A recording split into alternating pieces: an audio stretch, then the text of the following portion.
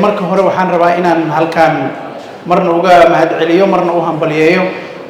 ururka dhaqaatiirta lafaha ee Soomaaliya oo maanta sameynaya shirkoodii ugu horeeyay shirkaas oo runtii aad iyo aad loo soo qabanqaabiyay sida quruxda ee ka muuqata waxaan ogahay inay ka horeysay bilo iyo waqti aad u fara badan oo diyaaris leh marka teamka oo shirkan quruxda badan soo agaasimay waxaan leeyahay marka hore aad iyo aad u mahadsantihiin waxaan rabaa inaan maaragtay ka hadlo topic ku saabsan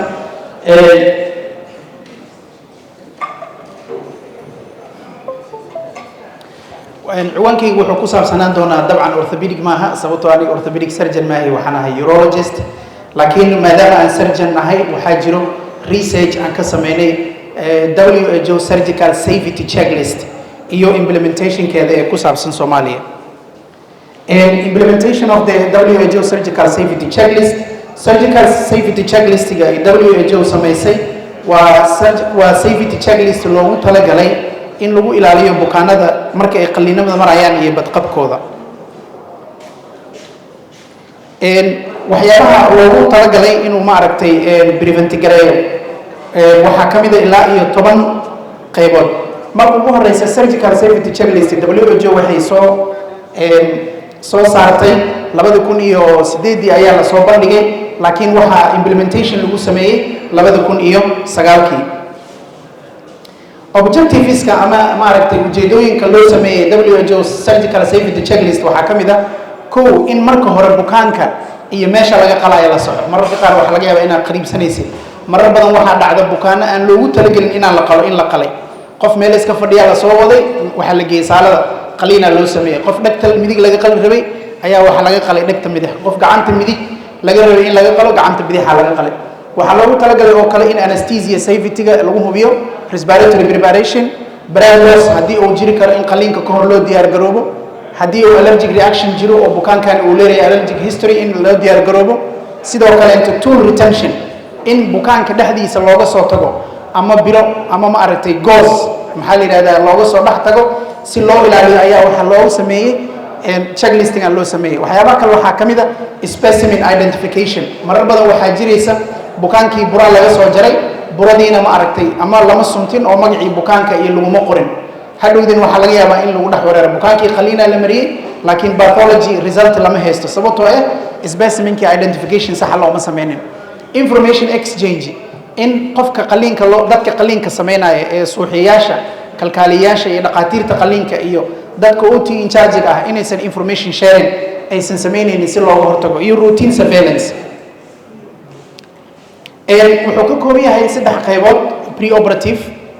intraoperative iyo post-operative ayuu ka kooban yahay checklist-ga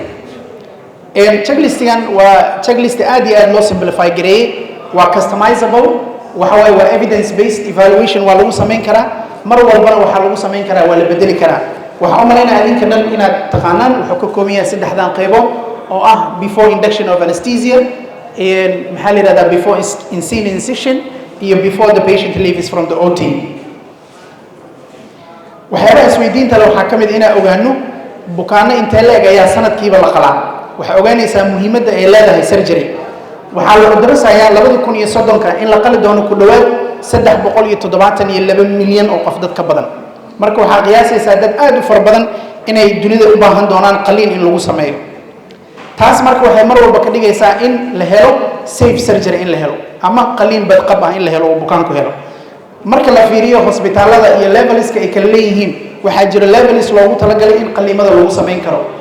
3 problem ayaa jira marka dhinaca surgery-ga ah problemka koowaad waxaa la yiraahdaa horto surgery inuu public health problem yahay aad looma recognize gareysno waxaa laga yaabaa in malaria iyo maxaa la yiraahdaa in sheegeen communicable diseases inay ka horeeyaan oo aan la ogeyn inuu ma aragtay halis uu yahay waxaa kaloo jiro data ma haysano maanta shirkan oo kale aad iyo aad muhiim u ah oo inta dhaqaatiir qaliinta qayb kamid isku yimaadaan macluumaad loo wadaago ama publication iyo datooyin ay jiraan labadaba ma jiraan waxaa kaloo jiro systemskii la dejiyay laftirkooda isticmaalkoodina failure ka jiro hadda inteenan meesha fadhiso oo isbitaalo ka shaqeyno waxa laga yaabaa haddii isweydiino imise ayaa isticmaasha checklist-gan oo very simplified ka waxa laga yaabaa inay noo soo baxdo inuu number yar yahay marka laga hadlo intee qof ayaa access u heli karta inay qaliin helaan fiiri waxa waaye Soomaaliya hadda fiirisid waxay ka mid tahay meelaha inuu qofku uu qaliin access u helay aad u yar tahay ha ku saleynin degmada hodan oo isbitaaladii oo dhan la isugu keenay degmada Balcad mar walba example oo soo qaata 30 kilomitir ay noo jirtaa wada nadiif ah helada CS na ma sameyn kartid sidaas ma ogtahay cesarean section lagu ma sameyn karo waxa kale oo isweydiin leh workforce density-ga waxa laga yaabaa in la isdhaho dhaqaatiir badan aad joogto halkaan ay wada fadhiyaan laakiin density-geena Soomaaliya wuxuu kamid yahay meelaha red zone kala mariyo kamid yahay wadamada oo soo koraya haddii uusan qofku qaliin helin xilligii loo baahnaa maanta waxaana loo soo bandhigayaa dad lugaha ka jajabay oo ama ma aragtay qaliin sax aanan helin ama xilligii loo baahnaa aan dawadii saxda ahayd la siinin iyo ma aragtay deformity ka dhalan karta inuu qofkii shaqadiisii gabo inuusan soco karin inuu disable noqdo inuu qofkii dad dependent ku noqdo taas marka waxay keeni doontaa in GDP loss uu ku dhaco wadanka haddii la isku dardaro 100 qofood oo dhalinyaro ah oo shaqayn lahayd oo maanta ayagii caawin dad siin jiray oo hadhow caawin u baahan doono taas marka waxay keeni doontaa in GDP-ga ay hoos u dhigi doonto haddii aysan dadkaasi helin care sax aysan helin waxaa jira marka lack of data waqtiga oo ciriiri waxaan rabaa inaan ka faa'iideysto raali noqda critical issues oo surgical safety-ga ah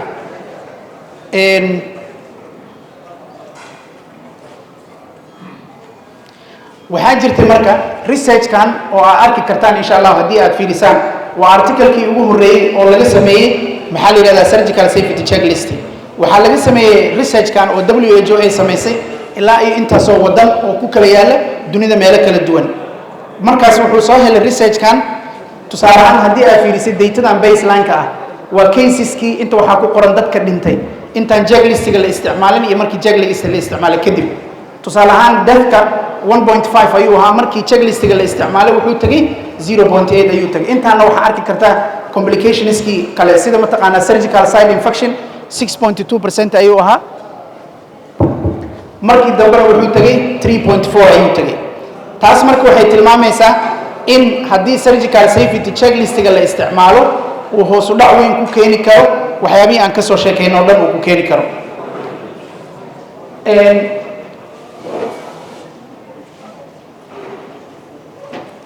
checklist-gan sida ay idinkaga muuqato marka annaka Soomaaliya su'aasha isweydiinta ayaa waxay tahay Soomaaliya ma laga sameeyaa surgical safety checklist oo WHO ay dejisay ma laga isticmaalaa waxaa kale oo la ogaaday haddii safety checklist-ga la isticmaalo waxaa la yiri waxaa la badbaadin karaa ku dhawaad 1 milyan oo qof ayaa la badbaadin karaa 500 oo kun oo qof oo dhiman lahaydna waa la badbaadin karaa haddii checklist-ga si sax loo isticmaalo Tanzania oo kaleento study laga sameeyay markii ay bilaabayeen baseline-kooda 0 ahaa ilaa markii dambe ay gaarsiiyeen ilaa 100% in la isticmaalo isbitaalada ay ka sameeyeen annaga sidaan u sameynay marka waxaa jirtay 3 phase ayaan u qaybinay phase-ka koowaad oo ahaa in marka hore aan fiirino isbitaalada hadda magaalada ku yaala iyo inay checklist-ga isticmaalaan iyo in kale kadib waxaan sameynay isbitaaladii naga ogolaaday oo 12 isbitaal ah oo aan rabo halkaan inaan uga mahad celiyo inaan training wada jir isugu imaanay oo maaragtay aan ku wadaagnay knowledge sharing iyo sidii checklist-ga loo isticmaali lahaa waxaan sameynay presentations kadibna waxaan sameynay demonstrations waxaan bilownay April 20 aan bilownay pre-training waxaan sameynay pre-training intuu la ekaa kadib waxaan sameynay training kadibna waxaan sameynay ugu dambeeyo post training pre-training-ka waxaan record gareynay 455 bukaan oo isbitaaladaasi kala duwan qaliin loogu sameeyay waxaan soo helnay only 37% inay implementation-ka ay sameynayeen it means that over 80% 70% ku dhawaad inaysan maaragta lahayn afwan waqtiga cariiriya training kadibkii waxaan sameynay training oo aan u sameynay sidii maaragta loo maaragta implement gareyn lahaa after training waxaan record gareynay sidoo kale 340 case oo maaragtay maxaa la yiraahdaa ii sheeg oo qaliimo u baahnaa oo ayagana qaliimo loo sameeyay waxaan gaarsiinay inteereed oo ay socotay in 98.8% ee hadda isbitaaladaasi ay isticmaalaan talada marka ugu muhiimsan waxay tahay oo very important take home message ka training-kaas hadda la sameeyay oo safety-ga lagu hubinayo isbitaalada ka qayb qaato dhan halkaan ay joogaan waxaan rabaa inaan marka hore u mahad celiyo markii xiga waxaan rabaa inaan xusuusino anaga trainingkeena hadda bishaan uu ku ekaa wuu dhamaaday intii noo socotay laakiin ma sii socon doonaa su'aasha isweydiinta leh waay su'aasha kale oo isweydiinta leh waxay tahay adika laftirkiina orthopedic oo waliba halis badan ugu jira in qof gacan midig ama lug midig laga qali lahaa lug bidix laga qali karo iyo surgical site infection intee in leeg ayaa adika laftirkiina ka qayb qaadanaysaan finally waxaa jiri doona card oo aan rabno inaa aysan kana noo buuxisaan aad ayaad u mahadsantihiin waa ka xumo